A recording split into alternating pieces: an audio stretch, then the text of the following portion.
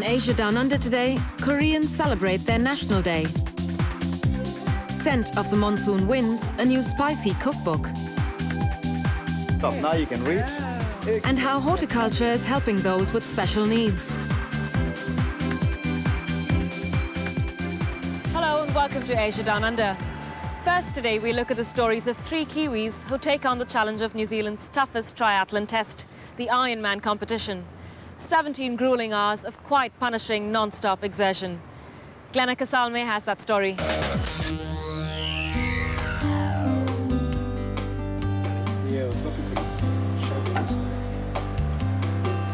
It's Friday, the 6th of March, the eve of the 2009 Ironman New Zealand. Today is the last day for Judy Wong and brothers Cameron and Conrad Young to prepare for a grueling Saturday. Tomorrow, all 3 will swim for 3.8 kilometers, bike 180 kilometers, and run for 42 kilometers for at least 16 hours without stopping. It's Judy's first Ironman, Conrad's 13th, and Cameron's 4th. You know, and you really sort of do it for yourself. It's for you to sort of push your limits and, you know, physically, just to see how far you can go. Because everyone will probably say, you're insane, you can't do it. And that's more of a motivation for you to say, well, I'd love to give it a try. But this year, Cameron is starting to feel the effects of age and is not sure his body can take any more. My body's sort of getting a bit old, and it's actually quite a lot of, you know, the demands of time and everything is pretty hard. So it's hard to find time to put aside to do this. So, and I think really winding it down and just doing the long bike rides, you know, sometimes it's just too much. But this IT consultant is going to give it one more go, especially since his brother Conrad has flown in all the way from San Francisco, USA, to join him. Every single Ironman I've done, Conrad's been here. And part of the thing with us being really close brothers is that we do this thing together. It's just such a nice thing to have him come back all that way from America to come home and actually do this. Conrad is a physiotherapist and has been doing Ironman competitions since 2001. I love triathlon. It's just such a great way to do so many different sports all at the same time. And love it he does, so much that he's influenced his brother and first-timer Judy. Conrad started it all, and it was Cameron that really encouraged me and my other friend to, you know, give it a go. Judy, an airline clerk, has been doing other less demanding triathlons since 2001. But she'll have to push a little harder this year. Apart from this being her first Ironman, Judy has had leg problems to contend with. My legs are crooked, and so therefore I've had problems with my knees, I've had problems with my feet, and I'm expected to get sore knees and sore feet on the day. But whatever they may lack physically, these 3 have made up for with dedication. I get up at 5 in the morning to swim, and then after work at 6, I usually go for a bike ride or a swim or a run. Well, I actually started training for this in June, but I've been training for other events like the Half Ironman about a year ago. They're hoping all this effort will bring them to the finish line despite their limitations. The most important thing is to have the desire and to have the passion. I think that's really important. And it'll just take you to the end. And the good guys will always finish, but people like me, you know, it's a little bit of a lottery, but that's part of the magic of it as well. If I don't finish, then that'd be the downer, even if I have to crawl. It's 5:30 in the morning, and the shore of Lake Taupo is buzzing with nerves and adrenaline. Good nervous, so I'm going to get out there and get moving. Okay, good luck. Thank you. You, how are you feeling? Definitely nervous. Okay, first time jitters? Yes, definitely. She'll be fine. The non-pro athletes or age groupers are given 2.5 hours to complete the swim.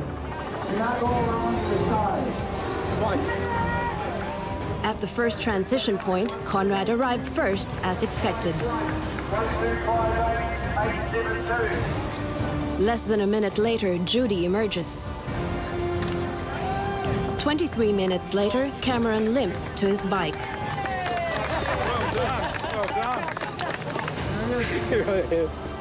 During the swim, Cameron lost all feeling in half of his body, forcing him to swim with just one arm, adding more pressure on his legs and causing them to cramp.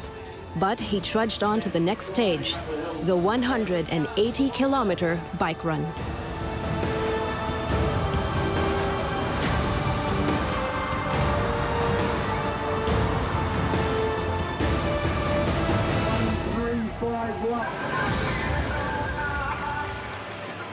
At the second transition point, our athletes' friends waited eagerly. But amongst them was a familiar face on the wrong side of the fence. Managed to get to the bike, but fell off. It's a silly thing. I was getting some food and I fell off, and the officials said I wasn't really safe to carry on riding with my hand when I can't sort of feel the handlebars. So more of a safety thing for me, really, but it's very, very disappointing. But there was little time to mourn. At about 3:40 in the afternoon, Conrad arrived, tired but in high spirits. How you feeling, mate? I'm feeling. And 39 minutes later, Judy turned up. How was the bike, Judy? Tiring. Windy, little bit of wind. She was exhausted and fighting to stay focused. By mid-afternoon, everyone was looking worse for wear. But egged on by Taupo residents, the athletes plodded along. After a grueling 9 hours, the local support seems to have put a spring into Judy's step, and she was going to need it to get through possibly another 7 hours. But where is Conrad?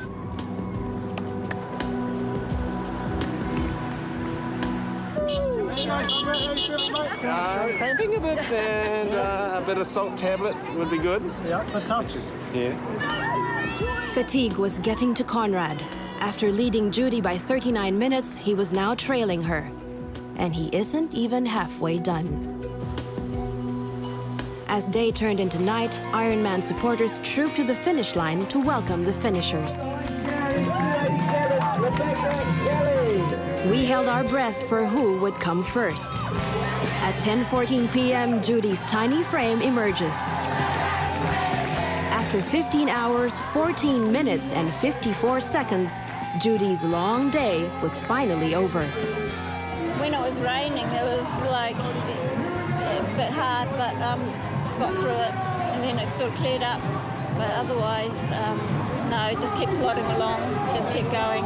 All my supporters are here, so I just don't want to let them down. Judy is checked for dehydration and injuries. In the course of the day, her weight has dropped by more than half a kilo. Less than 30 minutes before the 17-hour cutoff, we received news that Conrad was still 7 kilometers away. At that rate, he wasn't going to make it. But 9 minutes to midnight, Conrad shows up with Cameron at his side. So happy that it's over. I didn't know if I was going to make it or not, so at one stage that did the math and I just had to work it out. I was wondering where my brother was most of all the ride. I'm just so proud of him.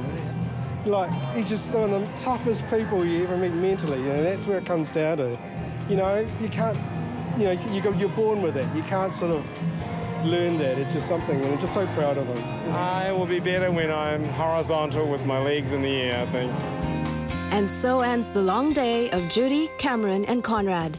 Perhaps a bittersweet ending, but an unforgettable one, and most certainly worth it.